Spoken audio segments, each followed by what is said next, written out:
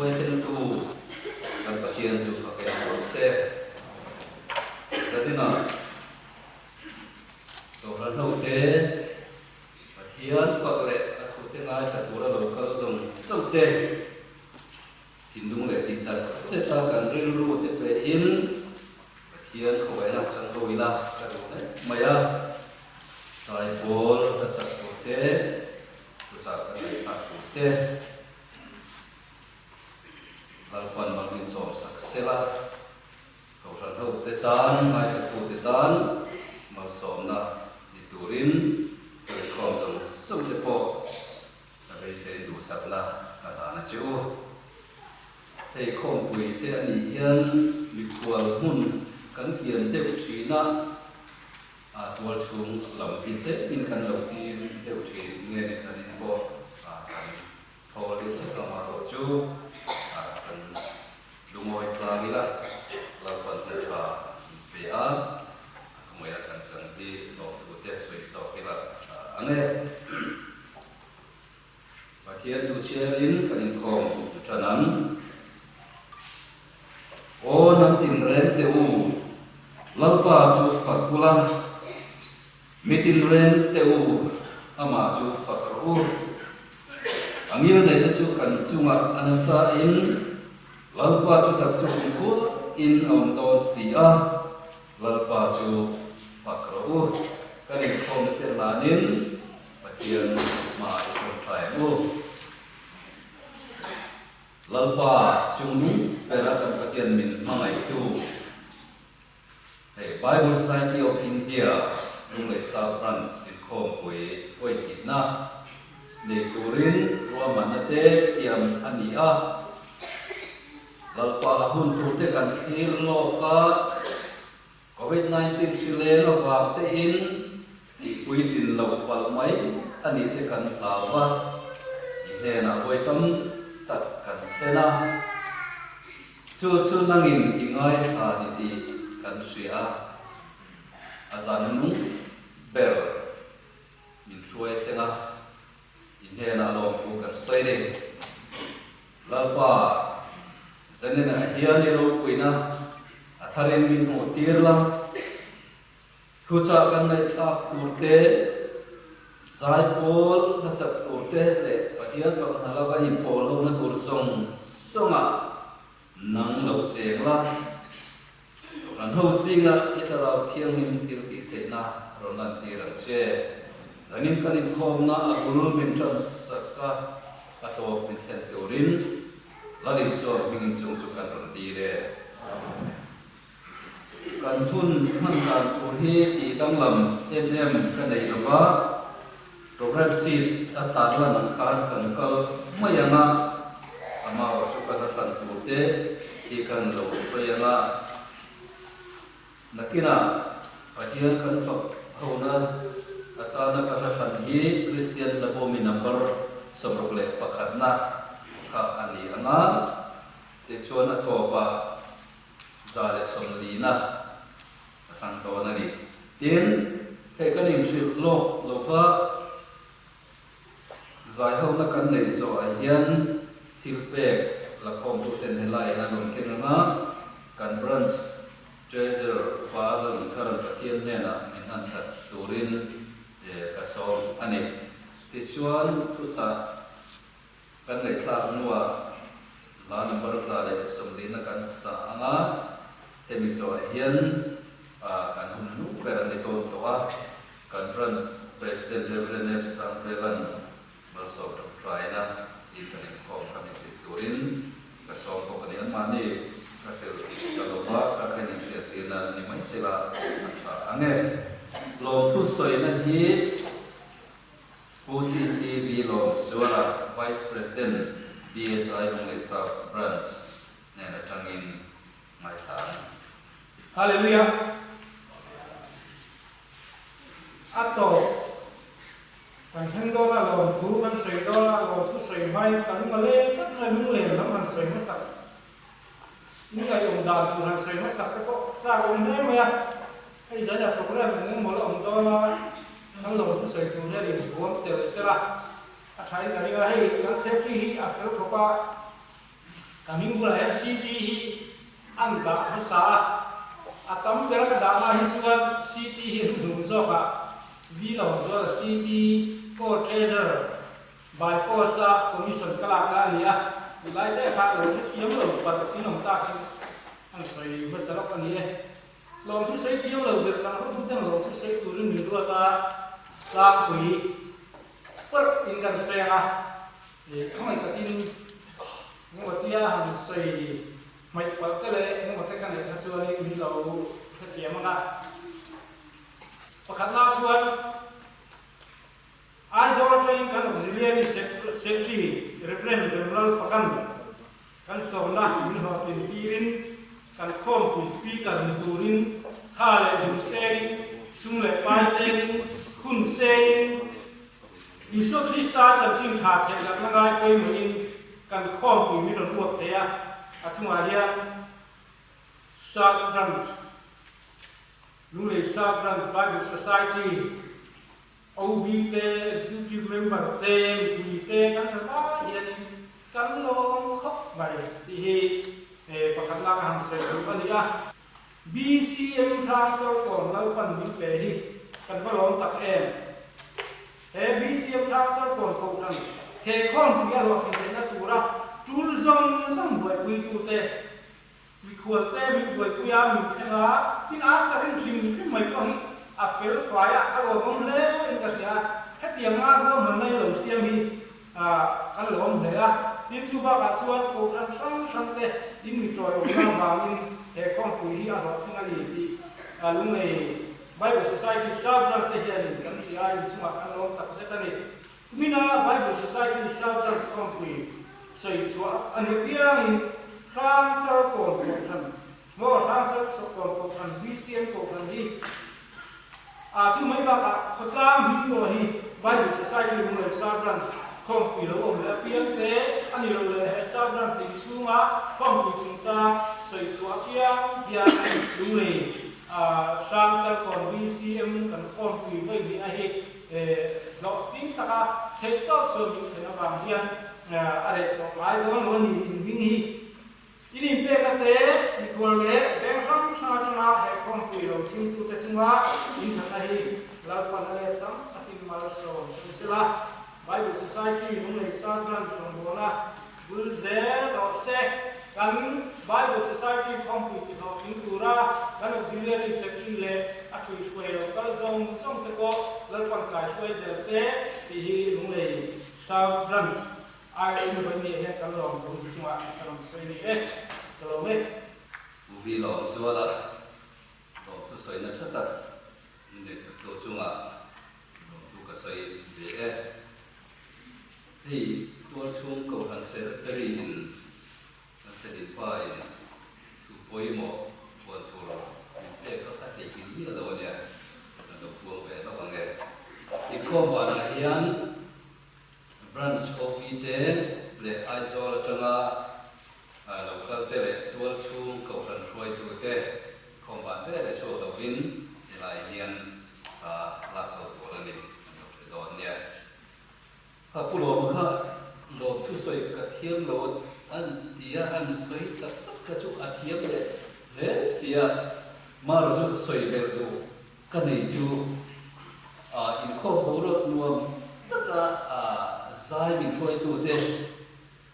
kha in tha in fel ka in kai choi na nuai ani takin ba ke fa ma te kan sa alo om ka ti ten refreshment boy pui tu te kha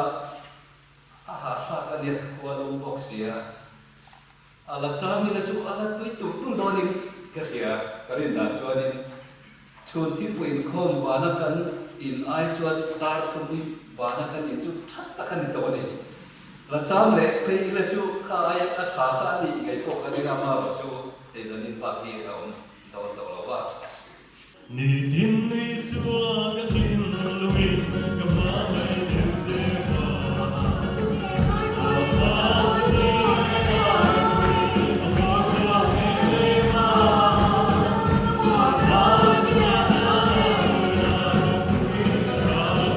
Living a mind,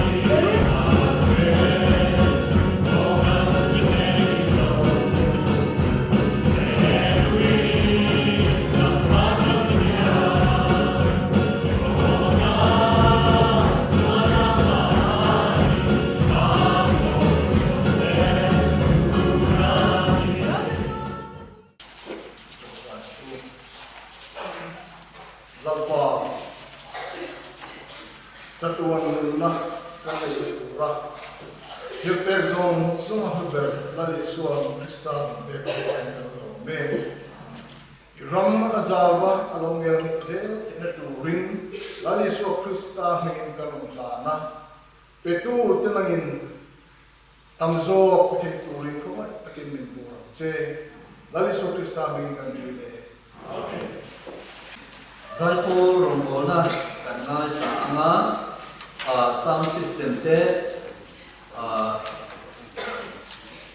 la boy ren ve la boy kha lo so in ta sia chu kan chuan ai tin kan ko mai na emi sia to mang hian kan in ni ka sia zai ko patum so ho not pastor bial kan so ma adota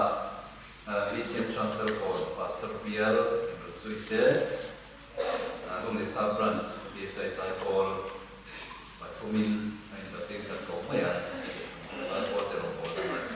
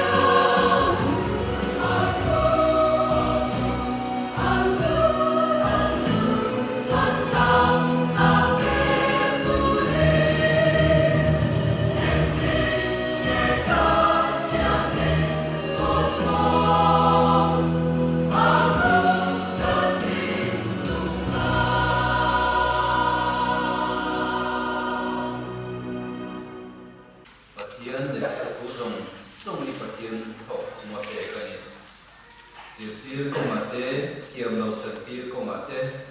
zil ko ma te fel na zil tir ko ma te asawat ko kani hian mi chu na ta tin to tura kim ta kai to min akam te nan ya hian o turin na ta in kan te angin kan in ko se da kan toka lalpan min thiat puyang ti karing tat thi ani sinina sai bote hian ro kuinan nai sakte ro kuile maya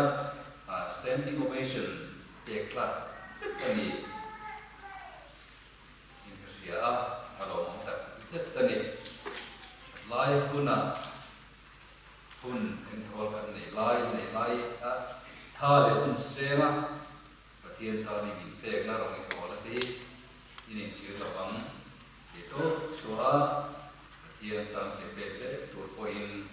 ani so mani pathian tu kan le thla te zai ko te asakte lal pan kan sa ta man so sa ro se kuna chuan speaker hian khomai na le puina pe soida dum takawangin hei zarin kan hun to alo thing le ta lomon ben kasia tuma nei tu rang chi te lom to soida tu te ko kan na ve mai ma ro chu kun te a he be se ko ka chu wangin to he yang in khai khom le tum mai langin a chai kasia helai mona hei sileng ma wangin enge ma chen te program te siama thei to lo doa dan branch way to te program chatak mai na ko saya suti walin ke ni ho po elai mana he kon poi mo tam phang thei turin ron pan na te kan siama pathian ni miti lo tin sakhi alo om kan dia pathian ne na lo thu kan soya branch way to chatak tak kan nei te hi atha bon tha pi ka sia rồi anh vô xe na tụ ra bộ anh ấy cái suy na nói à hero bộ na hi chắc takin là căn xe đang đi căn bị xia chú à và cái bộ chuan anh tham quan rồi lên anh đang suy tụ để bé nó tên cho em này nó tên vangin lòng thu căn xe tin branch mấy đi đâu đi area là mà tên để mà đi cầu sang để cô ra thì to xóa bị tụ tế collector tế tu zong te sai da hen lo thu kan sui thang lia ni kum kan ta lama cheng noi ria chuang se mai kan thot chua the ta chang po hi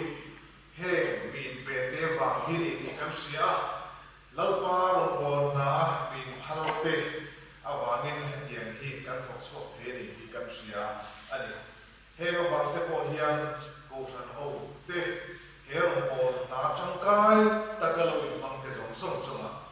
lo thu kan soi po kani tin abi takin hei laya min lo thing tu te sang sang ko icm phang sang ko te min lo dun som na te min lo mi khwal na te le he mun chatak maya yakin ngom tak maya ha le sung le pai tam tak se min lo thing hi aro pui kan ke lo hom kan dia in pe na som so akha lo thu kan soi be duwa tin kan bial to pastor koi ato khangin min bua pa alo na noya he on di kan bang thei se te hi alo mong ka dia e ku chuan te i ma ko na ro se ya kan Bible Society ro bol na hian translation lam Bible le lin na thok tu kan mi poi mo te singami voin kheng hian ala ni renga translate kon lama ro phei nu bo hian tha le mai kan la phal lo wa apa thì cần là bên tỷ lệ và cần là chơi đi về trang này chút điểm số hay cần nó có là bị trang trái cần phải là cái lúc bắt số lối đi lệ xe là ôngบอกlà tôi ya còn cần mang cái gì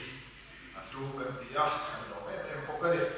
dây này nhân sợi sen lồng thứ sợi đồ đằng bộ mồ mê à bị ta kia cần sợi tu te là nó sợi vết đó sợi nón về ô tô lồng tập po đi na dây pol trà cần ngay thật đuôn sắc à ngay khác các hàng ôm lồng em thì lir zai pol zai kan ngai kha thei kha haro pui ka tia hi heti lampang tui pui no pante ta changa telama in mangna sa kania music le hemi remoi lama hian ka tui vena ani awangin heti an tha hian ka tharau lum nun po hi a fa china chutian tak chu he chu la ka non tonga ka non chang ni in ka sia ka lo ma sai po te sai na mi te lo sai to som te chu na po no tu ka soi ni tin hei BSI kan auxiliary chunga a chuna dan lunglei South Branch hian branch youth committee kan lo din felta suai tu sa tak kan lo neya sai po cha tak branch kan nei boka kan long bon na malam mun han thir yang ril ruwa him na le lom na a oma ti tak takin he kan long bon na hi thokan tum mani ti a chiang le ka ria chu te chon mi ati long le boka kan long bon sen na tu ra du sakna ai zol auxiliary mingin du sakna kan la chewa kan ni tong trai pui tong thi na nga long bon na te kan ni chim to na tun hi atom na ni lovin kun lo la kan le tu ra po ro kan la po to so se e kan bi se ani til tam tak soi tu rong ka chu te chu kan soi ti to mi se la ke ni chen zao hi kan tum da chuan na tu la ba te chuan ai zo la ma ki le te kan tum ani ya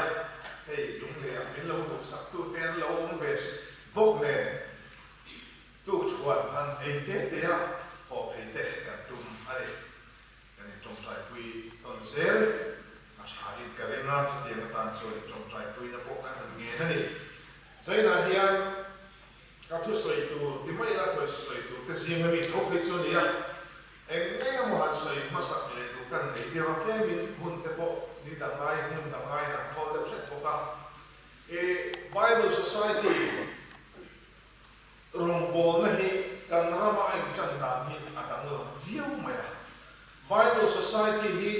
mi tu te ne mo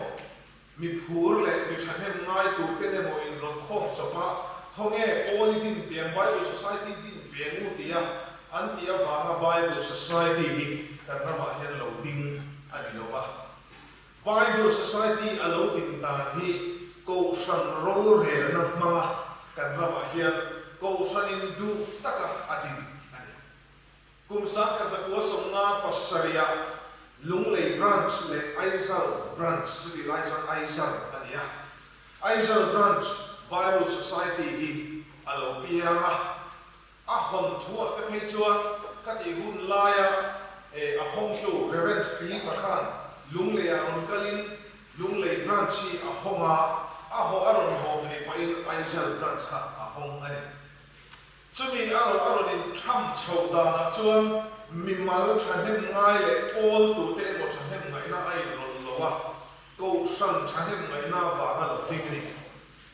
Mizoram ma san lama chon Presbyterian ko san ro le na mangin din ania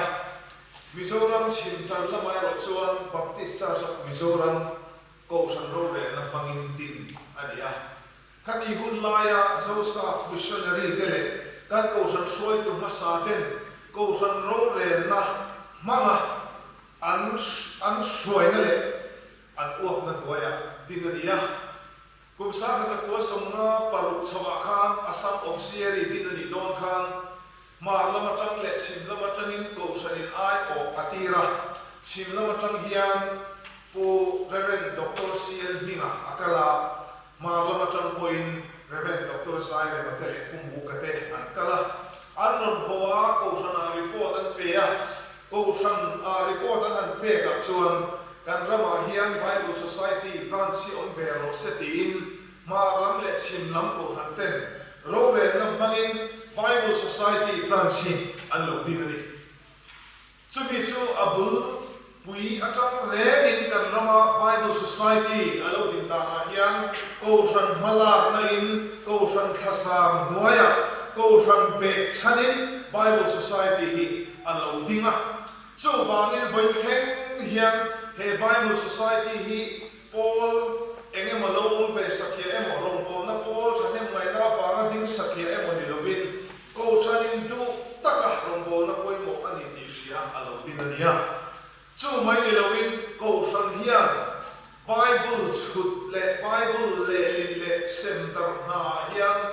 ko san ten mani bila mani ko san mal te a Bible le lin na le su te boi pui lovin Bible Society kuta ada kulum veka chuwang chuan ko san po hian he mo kunna poi mo ta ke Bible Society kuta ada chung chuan ko san pon a boi san arem cha ping lo ani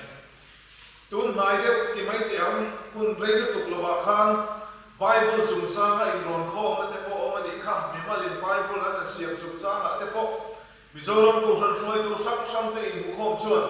Bible Society ina Bible achut le ale lin hi ko san ho ten man tu ra ni ti in thutu na thar an siam le te po kha kan se o me chutiang chuan hi wang chuan Bible Society hi ko san ho te pon herong po na poi mo tak thok tu ra mo phur na kan pe ani awangin kan ensan ngai lawa adin tira cha voin theng hian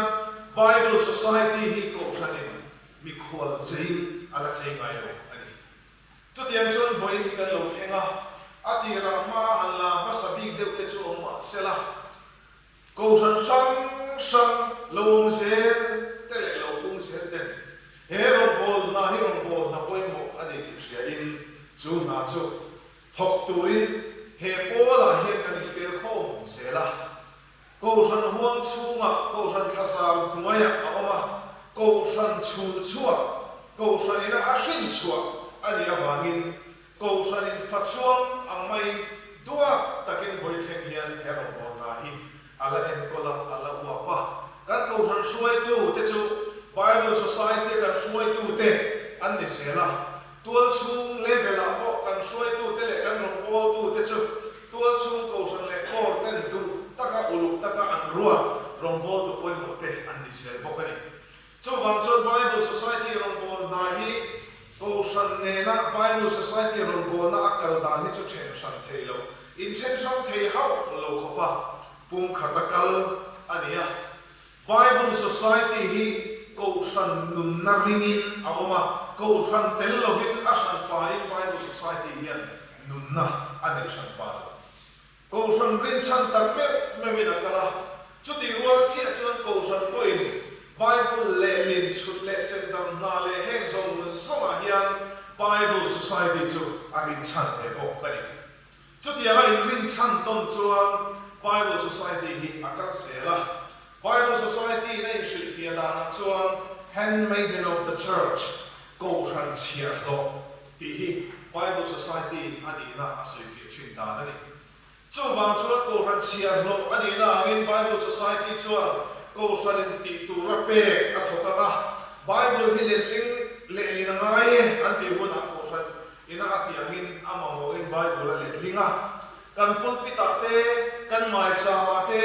kan longpo turuali kan mamote kan missionary ten an mamo apian Bible at su ama abu sayana boy puidon ani chotian son boy keng hian ko ran sia lo ani na amin ko san mamo apeser sinani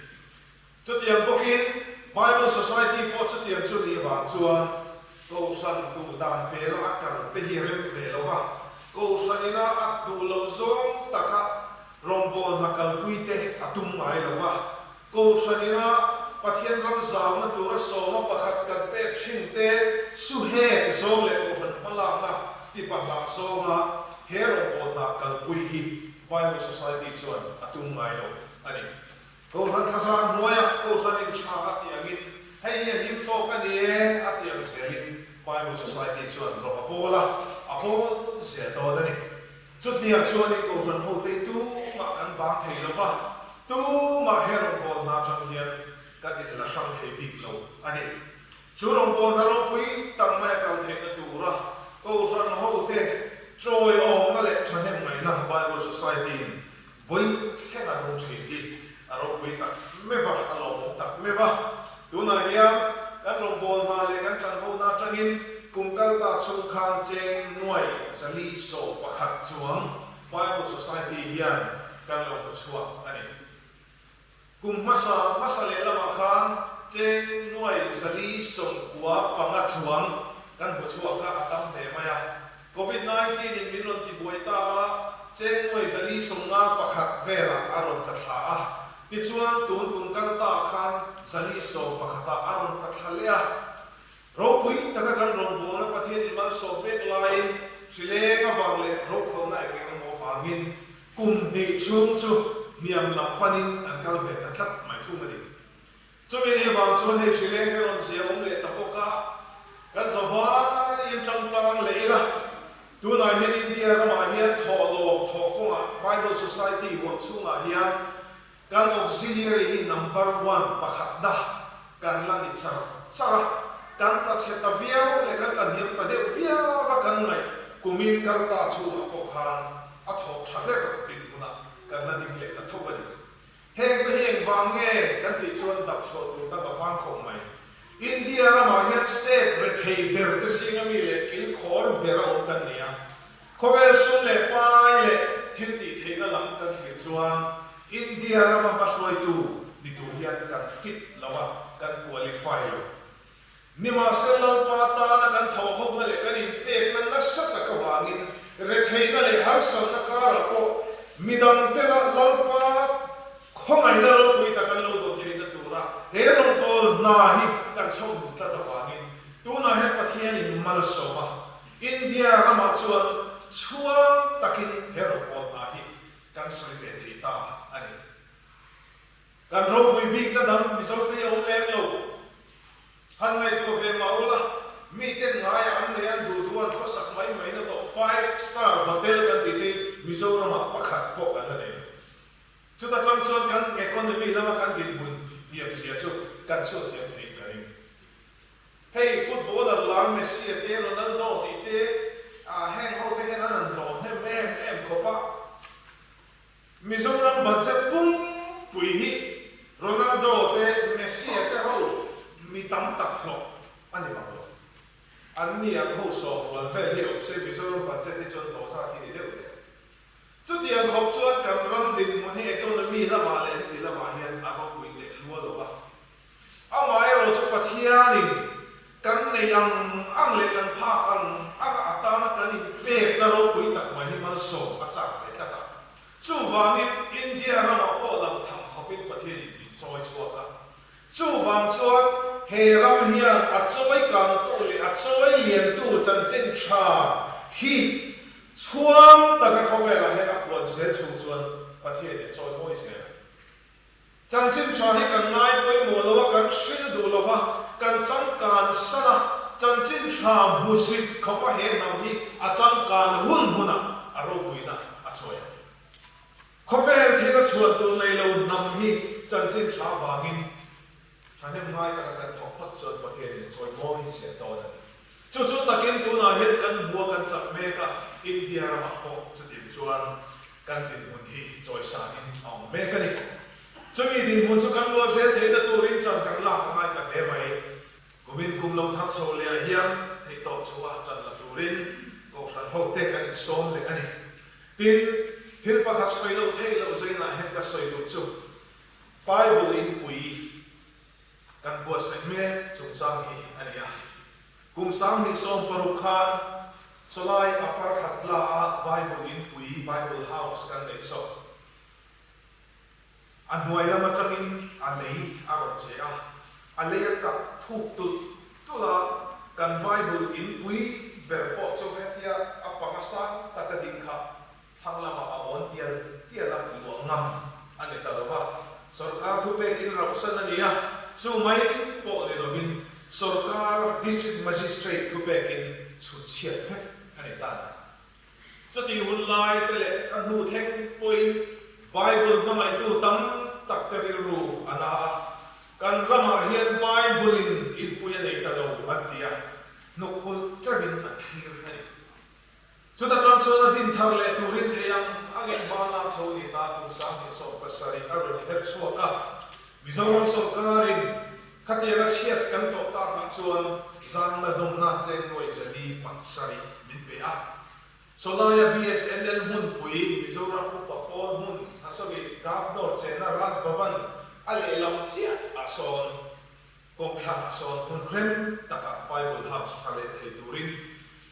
rùm bằng các siam ta helai một cái dòng hết các tên số thép hiền tùy rồi cút chín té tùy tiếp chín té có tiền đàn phán mãi anh thì tổ lộ anh thì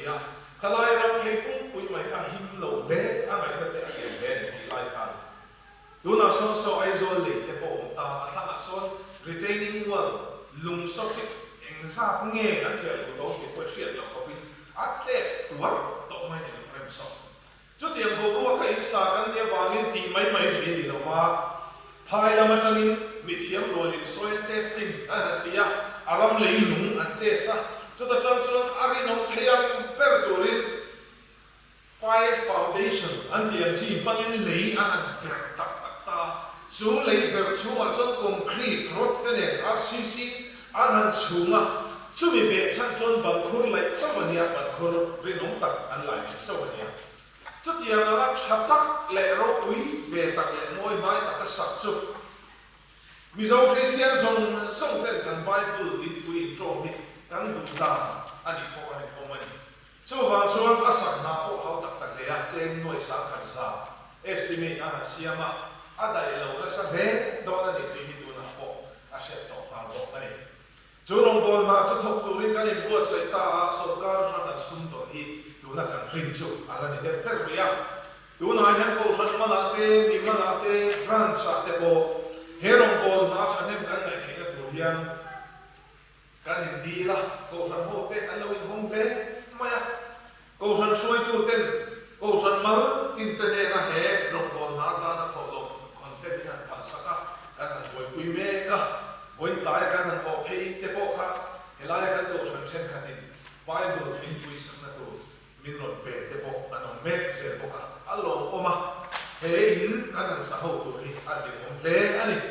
tôi nói hay anh ngồi trên là tiếng khi về ôi, tôi, bây giờ này tuông ta kinh sát thì đi là, thà sầu bari chung đi chuan, sa sầu vết thì được cái này, à mai rồi chứ, họ lo cái bộ ta nó sẽ lấy cái này ta nó sẽ ra cho cái quý thị cái bộ này in anh là số mình cũng mà cho thấy to số ít to hơn hậu tên cho nên mình này quý turin cả sông châu anh ấy mà cái này ta kinh hệ Bible in quý sắc ta tu ra ta nhận thọ lò bị cái một chỉ trên khát cho tu tên nghe đi cô cái chuyện bằng lâu tên cái account là anh làm thu na trên khát cho câu sao là anh ấy mang ngài đi cô cái chuyện lâu mà nia bị bắt khát chế sang na rồi thọ tu thì ta muốn rất là cái trang rồi thon tu chứ anh cố gắng hậu tên cố gắng anh không ngại cố anh xuyên bằng lục tiền anh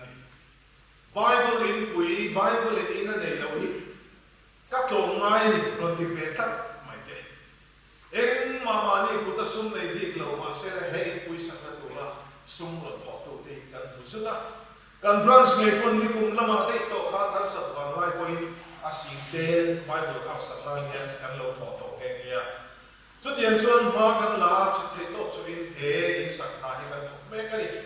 cô rằng hậu tên hay cần sao vay in quý tu nhưng mấy đầu in Bible cần lệ linh na hun quý tu Bible lệ linh na lệ cần rong phố là ông sẽ đi số cần rong phố là song cần quý na lệ cần ra lệ na hun quý tu chút tiền là thiên sang sa cần man tu su adi to na vangin hay to suin hay sắc na hiền idin thar le ko te in ko san ho te kan som chewa mi maltan ek ti lai ko na pe khaya po lang ina pe khaya ko san lang ina pe khai zela chatiam ko kin Bible society a ko kan le fel to agin branch tina hian budget te special budget te siamin kan duak tu te pora lom dona amai ro chu tum chu ma hi chuan Bible society tholom sang kan ne chin ke pakhat jinga Bible in pui hi aron tel ve dona chút tiền tu chuan ruộng mặt nó xiêm anh ấy to branch thế nào cần là thon sốt chết lâu chút tiền chuan rồi tel dona câu chuyện hậu tế quay erong bồn na khăn thọ lại thì chuan bồn xuống là có việc kinh cái khăn sắp lại chuan bồn xuống lắm lệ việc kinh sắp nó lắm cho nên cái hàng ngày của đẹp chỉ làm hiền tuôn cùng ni khát xuống lệ khi cho hết thì làm hiền cho nên lâu mai sáng tụi mình cần nghe chưa Bible in quý sắc na thọ lộc về tế tan hiền Bible Society certificate bộ sai mẹ anh ya chun certificate bộ thọ lộc đăng cái thọ na về tụi mình luôn phần mẹ anh bộ cái gì cho tiếng người ta cho tổ sản hộ tiền anh là mình cao tuổi song là mình chịu hay này xây tụ là năm tụ đến mày Bible Society ở trong thùng ma hi ở đây đủ khóc mày hay mình chúng trang xây hi anh đủ để bốc trên là in ama bảo sẽ lấy tặng xây xây đồng để bốc cần tung đó nia và thiên thứ thiên hi mình lâu mai thả cũng chan chin cha ma thai zia cũng sum hi paria trang so paria atanga trang sum hi ma thai cũng sum hi paria trang so paria atanga trang sum hi ti chuan Isu chuan ne na lo kala an ni ho chu bia a lele va na thu nei na zong ka ne na pe ka ni to chu ti chuan kang ula nam tinami sirti ra ka siam ula pa le kha rau thiam him minga chuan baptist ula thu ka pe song cheu kong tu rin sirti ro u tin ngai teu ke kum khuai khovel to kheng poin in ne na ka om zelang ati tin hun khat dang mi lo ngai thale la Timothy de na ti ko pola le ka thon pan din na Timothy thon ni bung le changa lai te hi lo ai thamai la Timothy thon ni bung le changa name ro chu eng ki ma fin khurla seon tuara chansin thashil tu lam na thokla iro ko na kha hen ro sai ra hian pathian thu the da tu ra ko ti hi kan thu to na ta na man kan tu chu ni ya athu ma le a Bible cha kan sia te han sil fia lo chiam na hun o to lo tu ra ka nga ya ka soi tum tak a hera poi na lu mai na tum to na ni a ma sa pe ka soi lu chu pathian thu the da na le chan chen sa sil na re nga hian tu ma hi ring tu ma hi ko lo bi le ko bi an lo ke hi hey thu bui bui mo taka ka nei ve chin le ka soi chin soi chan chen cha sil rong bol na hian ko lo bi an thei lo wa ko bi an thei lo re to te si ma hian chu sai na hian kan sia ka ta na han soi ma sak ka du chu ni mi chen ka chuan kan nei to dang na ke chu ko na chiang tak ka dong lem lo kan dia enge mo tia pathian in dang lam deu tak le a chen khat te pe chuan ron ur deu sum miron khoi deu chuai ka han hik deu chuai ang chi dang lam deu aron khen lo chuan ko na te dong lo ha te ka ri ngai deu mai chi ni ma sa chan chin cha shil ron bol na hi chuan ko na dong lo ong thei lo wa ko lo bi pakhat ma anom lo asan khat na ni sa na khan kan soi tua ni sa na kan soi khan thu pe ania ring tu kan ni chon som nge rai tu ma kan bang lo ki kan soi tua chumi shula chi chuan he rong o tu ra ko na hi ring tu zong te min ko da ani ve ka wangin ko na ka dong lo ke chu ka tui zong ani lo ti the ni